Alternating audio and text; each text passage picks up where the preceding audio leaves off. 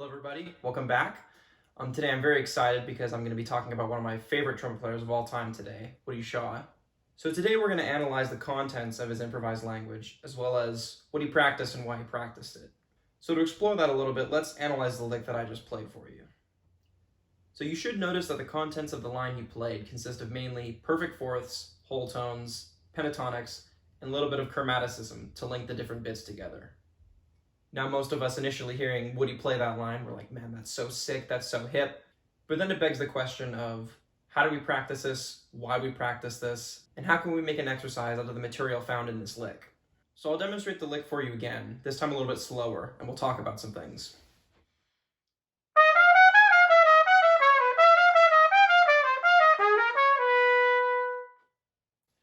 Now that's only part of the lick, but I'm focusing on that last little part there.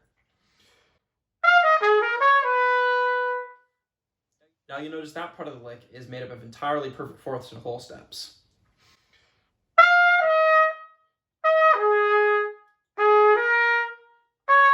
Except for that one little minor third in there. But you can actually make an exercise out of this.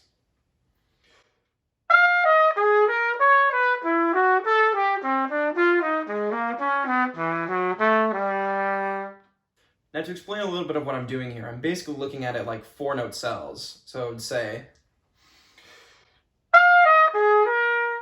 and then,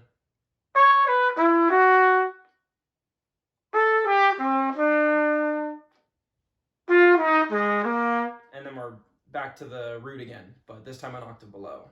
But now once you've figured out this exercise, what do you do with it, and why would I practice it anyway? The best thing about it is it can be both a musical exercise as well as a technical exercise. So from a musical perspective, and just playing improvised music, playing through these exercises is great for having access to wider intervals on the trumpet, because typically trumpet improvisation is more scalular as opposed to angular, as the way Woody Shaw played. So practicing this way gives you a greater freedom in terms of your intervallic movement, which leads into the technical benefits of actually being able to play those intervals and improving your technique on trumpet at the same time. Now at this point you might be thinking, oh, but Woody's playing wasn't so symmetrical, he wasn't just playing patterns all the time. And even when he was just playing whole tones and fourths, he was a lot more creative with it. Now that's very true, and that's why I advise playing every iteration, every different retrograde of each exercise that you can. So with the exercise I just demonstrated, if you're starting 1 on, instead, move 1 to instead of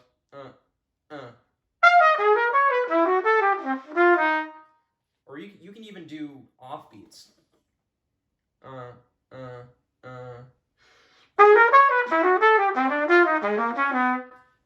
You see, and it has a completely different sound for each iteration that you do. And I'm also talking about the order of which you play whole tones and fourths, because there's lots of different ways that you can approach it. So I'll play for you 3 different examples of exercises that are just perfect fourths and whole tones.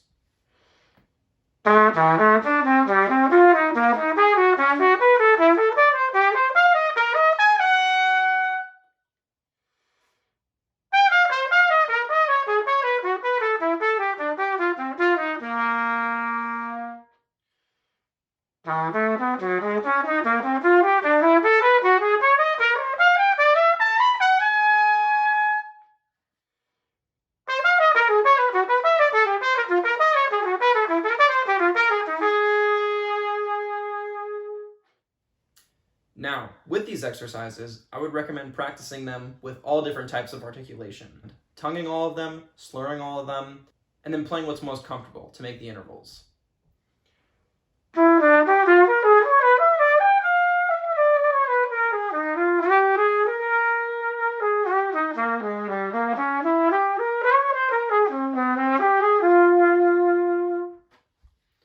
Now the next step is, once you've acquired this information, it's how do I apply it? I'll play a quick example of how I might use fourths and whole tones in my regular improvised playing.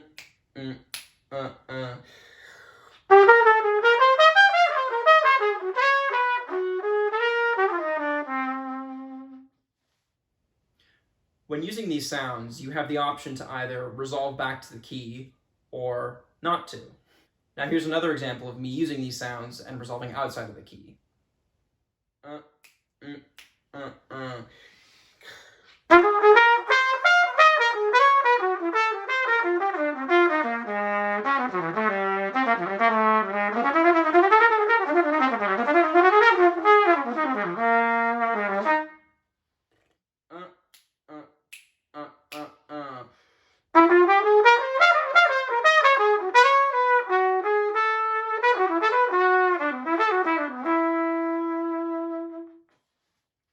So essentially I wanted to make this video to introduce people to some of these sounds that you might not be so familiar with.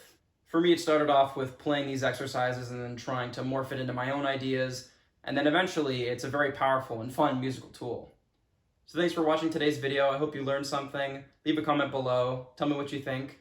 Like, comment, subscribe, and thank you very much.